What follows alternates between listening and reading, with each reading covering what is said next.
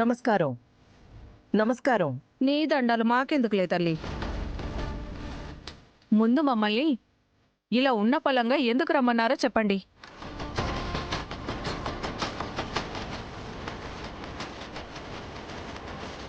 మీ జీవితాల గురించి మాట్లాడేదానికి, మీ బతుకుల్ని మార్చేదానికి వచ్చిన. ఏంటి నువ్వు మా జీవితాల గురించి, మా బ్రతుకుల గురించి, వాటిని మార్చడం గురించి మాట్లాడుతున్నావా తల్లి?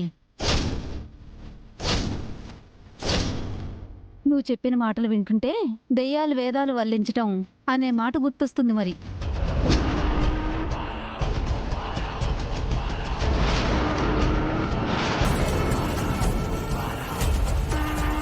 ఎంత మాటన్నావే?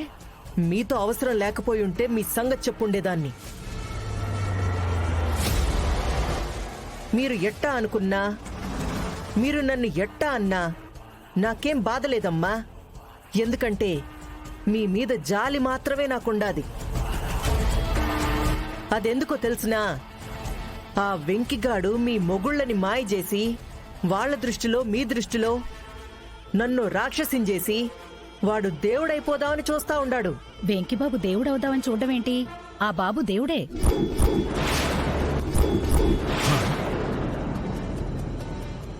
నువ్వే ఇన్ని రోజులు ఓటీలు గీటీలు అని మా వాళ్లకి నరకం చూపించావు. అప్పుడు వెంకీబాబే మాకు అండగా నిలబడ్డాడు. ఇప్పుడు నష్టాలు కష్టమని నిర్దాక్షిణ్యంగా మా వాళ్లని ఉద్యోగాల్లోంచి పీకేశావు. ఇప్పుడు మా వెంకీబాబే నీ కొమ్ములు విరిచి మా బతుకులు చీకటి పాలు కాకుండా చేశాడు.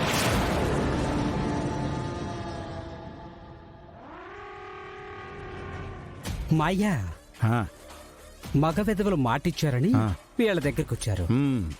వీళ్ళు వెంకిగండి మాట అందించేలా లేరు. ఏ కత్తయ్య పని అవుతే మాయ్యా. నోరు మూసుకుని ఉండరా. నేను మీ భర్తల్ని ఓటీలు చేయమన్నది ఫ్యాక్టరీని నష్టాలు చుట్టుముట్టకూడదనే ముందు చూపుతోనే. కానీ ఆ వెంకిగాడు దానికి అడ్డుపడి ఫ్యాక్టరీని నష్టాల్లోకి నెట్టాలన్న దురుద్దేశంతో మీ అందరికీ సపోర్ట్ చేసినాడు. ఇప్పుడు వాడనుకున్నట్టుగానే నా ఫ్యాక్టరీ నష్టాల్లోకి వెళ్ళిపోయినది. మీ వాళ్ల జీవితాలపై జీతాలపై ముద్ర పడిపోయినది. అందుకే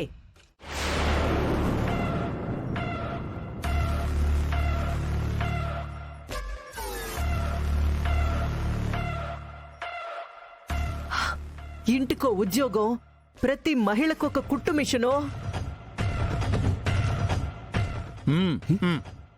అవసరమైన వాళ్ళకి 2 లక్షల వరకు వడ్డీ లేని రుణం,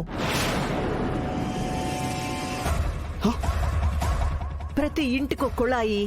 మీ ఇళ్లల్లో ఏ ఆడపిల్లకి పెళ్లి జరిగినా ఆ పెళ్లి ఖర్చులన్నీ నావే. మీ ఇళ్లల్లో ఎవరు ఆస్పత్రి పాలైనా అప్పుడు ఆ ఖర్చులు నేను భరించాలి. అవన్నీ లెక్కలేసి రాతలు రాసి మీ రాతల్ని ఎట్టాగైనా మార్చాలనని ప్రతిరోజు సుప్రభాతంలాగా మా ఇంట్లో వాళ్ళకి నేను చెప్తానే ఉండా కదా. అది ఆ వెంకిగాడిన్నాడు. అందుకే ఈ పథకాన్ని పన్నినాడు. నన్ను రాక్షసిని చేసినాడు. ఇప్పుడు వాడు దేవుడై కూర్చున్నాడు. ఇంకా మీరంతా వాణ్ణి నమ్ముతా ఉండారంటే ఇంక నేను చేసేదేం లేదు. అది సరే అమ్మా, ఇప్పుడు మీరిచ్చిన హామీలని చేస్తారని మాకు గ్యారంటీ ఏంటి?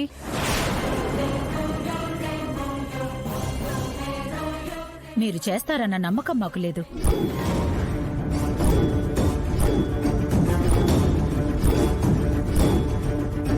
ఏంది? మీకు నమ్మకం లేదా? మీకోసం ఇంత చేసిన అఖిలాండేశ్వరి మీద నమ్మకం లేదా? సరే, అర్థమై ఉండాది.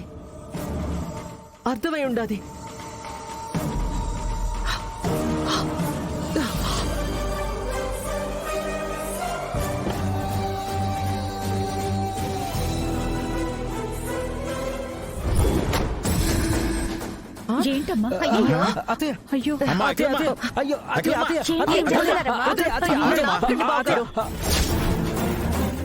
వదలరా, ఏంటిది? వదలరా, ఏంటమ్మా? అది ఆపొద్దు, ఆగమ్మా, వదలండి. ఆగు.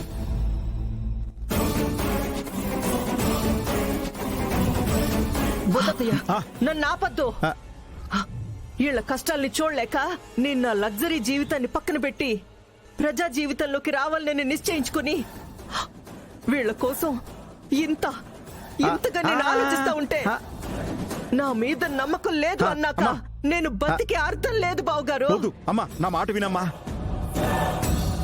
నేను ఎమ్మెల్యేగా పోటీ చేసి కూడా ఉపయోగం లేదు. ఎందుకంటే ఓట్లు పడవు.